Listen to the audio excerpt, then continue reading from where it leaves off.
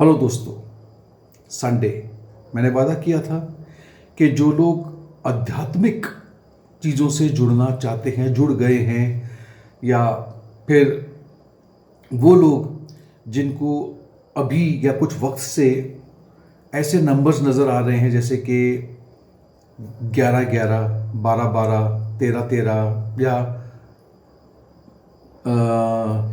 33-33, 22-22, ये जो नंबर्स हैं अगर आपको नज़र आते हैं, चलो नंबर तो नज़र आ गए, लेकिन आपके मन में एक सवाल होगा, अभी इसके बाद क्या?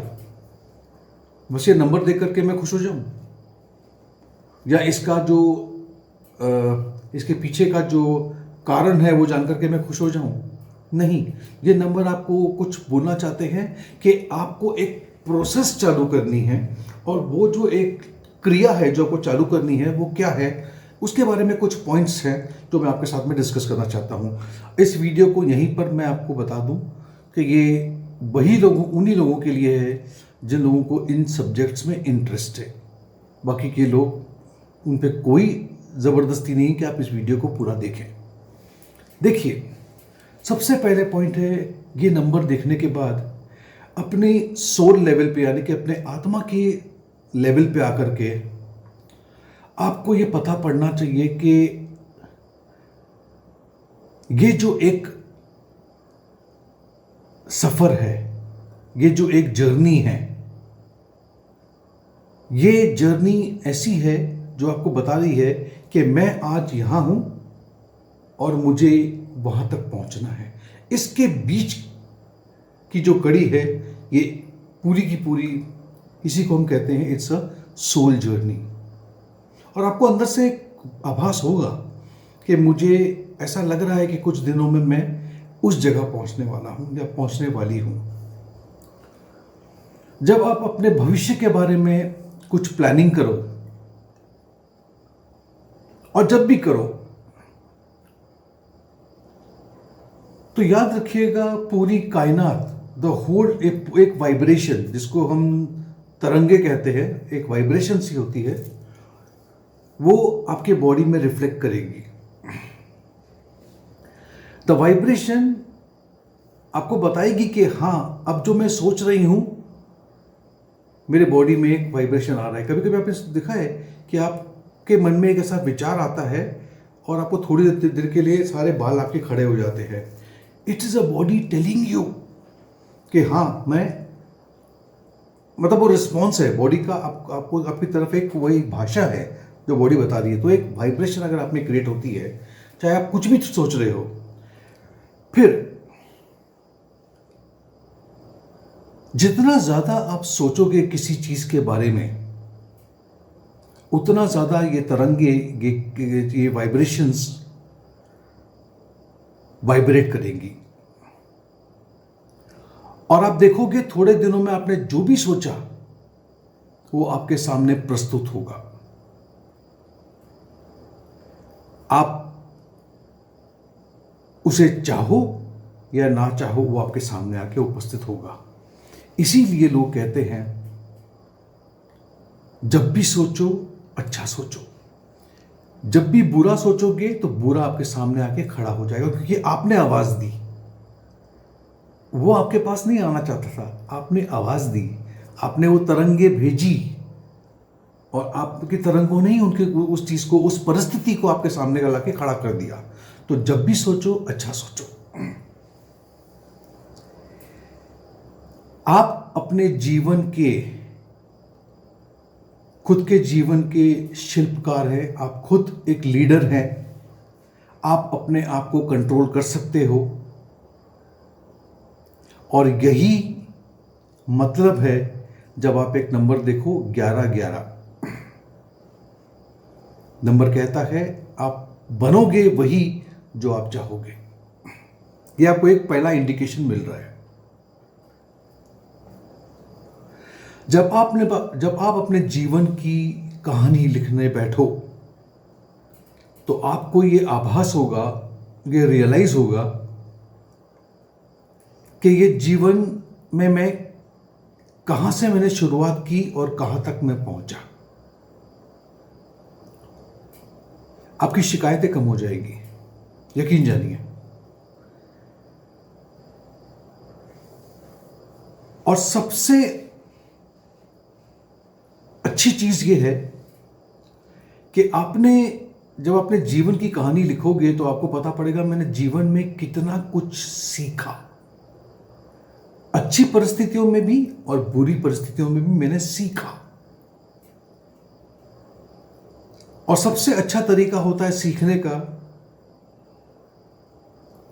अगर मुझसे कोई पूछे तो सबसे अच्छा तरीका होता है जब आप किसी और के साथ में अपनी कोई चीज साझा करते हो, शेयर करते हो, बांटते हो, जब आप अपने ज्ञान को किसी और को सिखाते हो।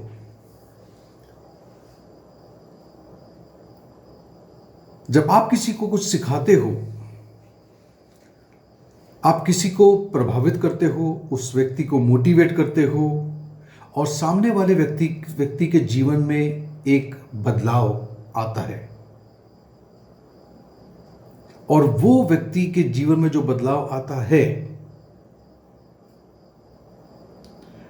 वो बदलाव आपको भी एक तरह की प्रेरणा देता है और आपको भी यह मौका मिलता है कि आप भी अपने स्तर से आगे बढ़ो। जो सब्जेक्ट को मैं एक जमाने में एज ए स्टूडेंट सीखा करता था और मेरे सीखने की एक सीमा थी कि भाई मुझे ये चीज सिखाई गई है, मुझे इसको पढ़ना है, रट्टा मारना है, अगले दिन जाके एग्जामिनेशन में लिखना है और उसके बाद में कहानी खत्म हो जाएगी। लेकिन जब वही सब्जेक्ट को मुझे क्लास में खड़े होकर के एज ए प्रोफेसर पढ़ाना पड़ता था, तब जाकर के मैंने बोला कि जितनी बार मैं पढ़ाता हूं उतनी बार मैं खुद भी सीखता हूं। यानी मैं अपने स्तर को भी बढ़ा रहा हूं और मैं दूसरों को भी ज्ञान दे रहा हूं और दूसरा भी उस स्तर को बढ़ाएगा।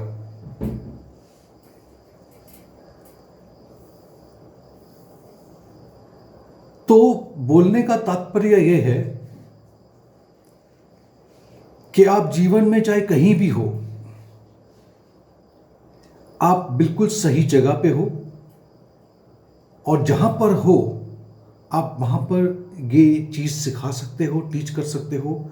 मैं आपको एक टीचर बनने नहीं बोल रहा, मैं किसी क्लासरूम में खड़ा आपको नहीं कर रहा, लेकिन जो भी आपके पास ज्ञान है आप उसे बांटना, अपने पास रखना शुरू मत कीजिए। और बहुत लोग ऐसे करते हैं, उन्हें ऐसा लगता है कि अरे मैंने अगर अपनी कला या अपना ज्ञान, एक्सपीरियंस किसी को बांटा तो ये मुझसे आगे निकल जाएगा। ये एक डर हर एक में होता है जो बहुत गलत होता है। सिखाने का कोई समय नहीं होता, कोई जगह नहीं होती है। जब भी आप चाहो आप किसी को भी सिखा सकते हो। तो फिर इसके लिए कोई परफेक्ट टाइम नहीं होता।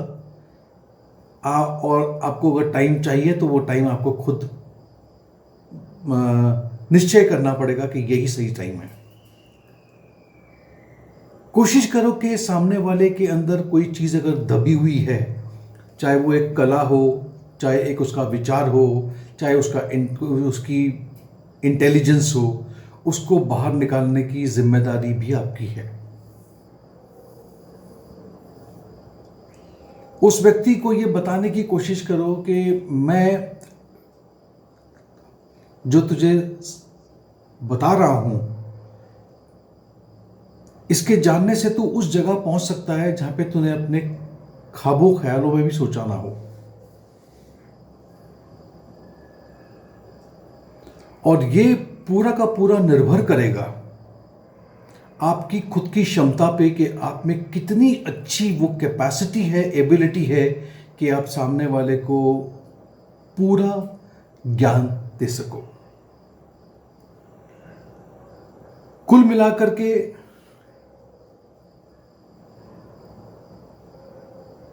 आपको सिर्फ जिंदगी के कुछ अनुभव, एग्जाम्पल जब आप देते हो, आप सामने वाले को खाली पढ़ा करके छोड़ नहीं सकते। आपको ये जिम्मेदारी, ये रिस्पॉन्सिबिलिटी भी उठानी पड़ेगी कि आप उसको उसके डेस्टिनेशन तक पहुंचाने के लिए आपने एक रिस्पॉन्सिबिलिटी लिया, और वो करते वक्त आपकी भी जो मंजिल है, आप वहां तक भी उतना ही जल्दी पहुंचोगे।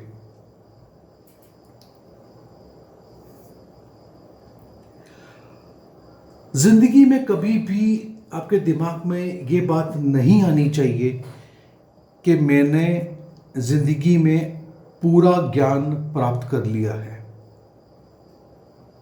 ये चाहे कितना भी एक्सपीरियंस, कितनी भी पढ़ाई, कितना भी आपने कुछ जिंदगी में किया हो, सीखना मत छोड़ना। सीखते जाओ, पढ़ते जाओ। पढ़ने के लिए मैं पढ़ाई करने कोई स्कूल कॉलेज की बात नहीं करता हूं। ज्ञान प्राप्त करने के बहुत से माध्यम हैं। हर वक्त एक नए चीज को, एक नए शब्द को सीखने की कोशिश करो।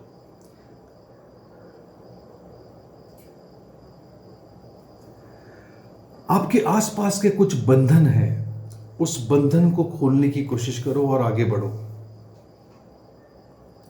हमेशा याद रखना कि आज जिन लोगों को आप उठाने की कोशिश कर रहे हो या जिन पे आपका प्रभाव पड़ रहा है, यही लोग आगे जाकर के जिंदगी में जब कुछ बनेंगे, जरूरी नहीं है कि वो व्यक्ति आकर के आपको बोले कि मैंने आपके वजह से ये चीज को प्राप्त किया है। कोई जरूरत नहीं है। अपने आप उसका परिणाम, उसका फल आप प्राप्त करोगे। और सबसे आखिरी में ये सारा दारोमदार आप पर है कि आप दूसरों को किस तरह से और कितना प्रभावित करते हैं।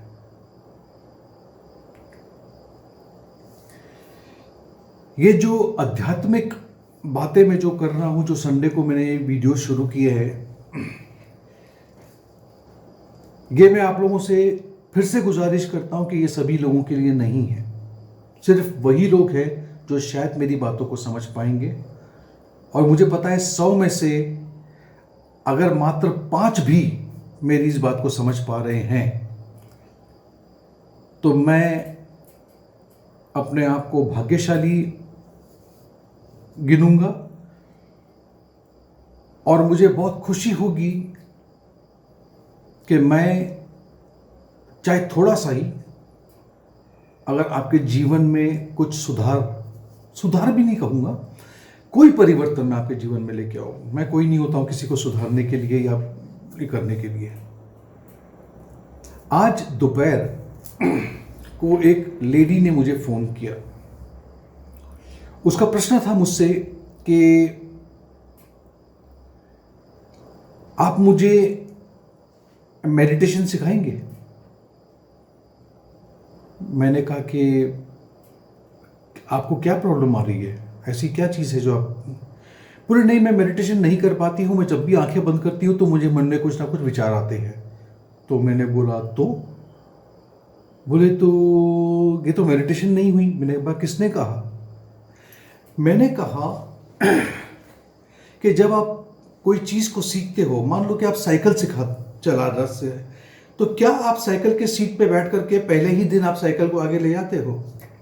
नहीं, गिरते हो, लड़खड़ाते हो। और दूसरी बात है, आपके मन में विचार आएंगे क्योंकि आपका जो दिमाग है वो चल रहा है, वो बंद नहीं हुआ। हमें आहिस्ता आहिस्ता प्रैक्टिस करते करते उन विचारों को कम करते जाना है। उसी को मेडिटेशन बोलते हैं। और एक ऐसा समय आएगा जब आपको अपने उस विचारों पे कंट्रोल आएगा। इसी को तो मेडिटेशन कहते हैं कि आप ध्यान में बैठिए और वो जो मन, क्योंकि देखो पूरा 24 घंटे अगर हम सपने में भी, नींद में भी हमारे मन में विचार चलते रहते हैं, तो मेडिटेशन का मतलब होता है अपने मन को, अपने दिमाग को थोड़ा सा एक 10 मिनट के लिए आराम दिया जाए। और अब जब आप मेडिटेशन में बैठे, जब आप ध्यान में बैठे, आँख हो तक बहुत से लोग हैं जिनको आँख बंद करके 2-3 मिनट्स के ऊपर बैठा नहीं जाता, कोई दिक्कत नहीं है। आप बीच में आँख खोल लीजिए, फिर आँख बंद कर दीजिए, कोई दिक्कत नहीं है इसमें। लेकिन अगर मान लो कि एक विचार आपके मन में आ रहा है, जैसे कि एक चीज़ आपको डिस्टर्ब कर रही है, मेरे बॉस ने मुझे गुस्सा किया, ये आपको डिस्टर्ब कर रहा है। आप उस विचार को एक ऐसे विचार से मारने की कोशिश करो कि वही बॉस ने आपको आज से 2 महीना पहले बुला के कहा था कि मैं आपके काम से बहुत खुश हूं। हर विचार को, हर एक नेगेटिव थॉट को एक पॉजिटिव थॉट से मारने की कोशिश करो, और उस पॉजिटिव थॉट को जितने बार आप पॉजिटिव थॉट को लाओगे और नेगेटिव को मारोगे, वो पॉजिटिव थॉट आपके एक घर बनाना शुरू करेगा वो। और जब भी आप मेडिटेशन को बैठेंगे तो पॉजिटिविटी ज़्यादा आएगी, और एक समय ऐसा आएगा ना नेगेटिव और ना पॉजिटिव थॉट, कुछ नहीं आ रहा है, आपको लगेगा मैं आँख बंद करूँगा और मैं बस जैसे कि मैं हवा में उड़ रहा हूँ। लेकिन ये 15 दिन में, महीने में, 2 महीने में, 3 महीने में नहीं आता। आज भी जब मैं मेडिटेशन को बैठता हूँ तो मुझे, इंसान हूँ, हो सकता है कि आज मेरे घर में कोई परेशानी हुई हो तो वो मेरे मन में कहीं ना कहीं तो डिस्टर्ब कर रहा होगा मुझे मेहनत करनी पड़ती है, मुझे एक तरह से हठ योग करना पड़ता है कि उसको मैं किस तरह से हटाऊं। तो ध्यान लगाना, आप एक जगह बैठ जाओ, आंखें बंद कर लो, सांसें ले लो, इतना भी बहुत है। और दूसरी बात है, अगर मेडिटेशन सीखना है, यूट्यूब पे बहुत से लोग हैं और सबके सब अच्छे हैं, उसमें से कोई ऊपर नीचे नहीं होता। ऐसे 2-4 लोगों को देखो, गाइडेड मेडिटेशन सीखने की कोशिश करो, और फिर ये मत देखो कि उसमें से कौन ज़्यादा क्वालिफाइड है, किसका कितना एक्सपीरियंस है। जो व्यक्ति आपके मन को भा जाए, जिससे आपका तालमेल बैठ जाए, आप उसको गुरु मान करके आप उसी को फॉलो करो। और फॉलो तब तक करो जब तक आपको उस चीज़ का जो एक ढांचा है, यानी कि उसके जो बेसिक्स है मेडिटेशन की, वो समझ में आ जाए। जब वो समझ में आ जाए, उसके बाद आपको उसमें अपनी चीजें जोड़नी है। कोई जरूरी नहीं है कि आप बिल्कुल जैसे वो कर रहे हैं वैसे ही मैं करूं, नहीं। देखिए, अगर आप खाना बनाना सीखते हो किसी से भी, आपको यह सीखना होता है कि खाना बनाने के अपने कुछ प्रिंसिपल्स क्या हैं, ठीक है। और उसके बाद में आप क्या करते हो, एक समय आता है जब आप अपनी एक रेसिपी नहीं तैयार कर लेते हो, ठीक है। और हर एक का तरीका अलग होता है। आप घर में रोटी को छू करके मुंह में डाल करके बता दोगे कि खाना आज किसने बनाया, ये मां के हाथ का है, भाभी के हाथ का है, बहन के हाथ का है, पता पड़ जाता है। लेकिन सभी खाना बना रहे हैं, इतना ही फर्क है। मेडिटेशन करना है, आराम से करो, कोई प्रॉब्लम नहीं है उसमें। इतना टेंशन लेके कोई चीज करने की बिल्कुल आवश्यकता नहीं है। बहुत बहुत धन्यवाद। अब ये जो संडे के संडे जो आपके सामने मैं प्रस्तुत करूंगा, अलग अलग विचार, इसमें बहुत गहराइयों की चीजें हैं जो मैं आपको आहिस्ता आहिस्ता इसलिए सिखा रहा हूं कि एक साथ में इतना ज्ञान बांटने में तो कोई दिक्कत नहीं है, लेकिन लेने में से प्रॉब्लम आ सकती है। तो बहुत बहुत धन्यवाद, थैंक यू।